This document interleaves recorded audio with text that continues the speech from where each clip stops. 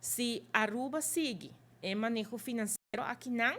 nós lo sigue conta com surplus para aí não custa bem. E esse surplus aqui não olvidar grande parte de jeta vai para pagar debe, pessoa orinanang nos debe, lo baja orinang na ano 2029 nós lo tá na 52%. No momento dan aqui nós está será com 70%. E se não sigue caminho, nós está indo aqui não, nós lo baja, nos debe quase na mitad, na 2029, e esse está significa,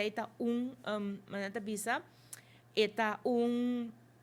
nível que está manejável para o povo aqui não, para o país aqui não, para país maneira Aruba, e também está saudável. Desde o sentido que nota débito que está demasiado grande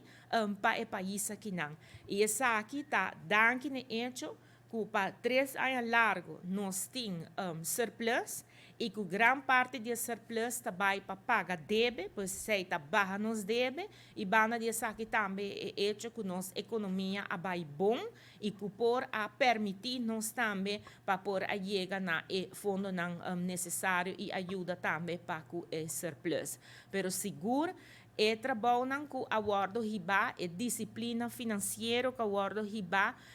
e também tur é profissional arubiano que atraja den equipo a logra essa aqui para país Aruba e me te querer não essa aqui seguro agora tá queda na parlamento de Aruba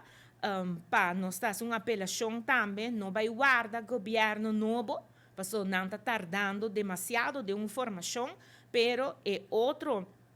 trabalho não necessário, é lei de mais importante para Aruba, é lei que depois não mês tem que trazer que presupuesto aqui, e mais que claro, gênero ponto assim, pero se governo novo está vindo, não tem outra ideia, sim, não tem outra ideia, pero o presupuesto está que de base, não por vir com nota de câmbio, e não está cambiar, e não está seguir trabalhar. Pero se nós não está passa presupuesto, é hora não turensten, é hora governo não por cumprir com sua necessidade não financeira, maneira mestertar, não por começar a pagar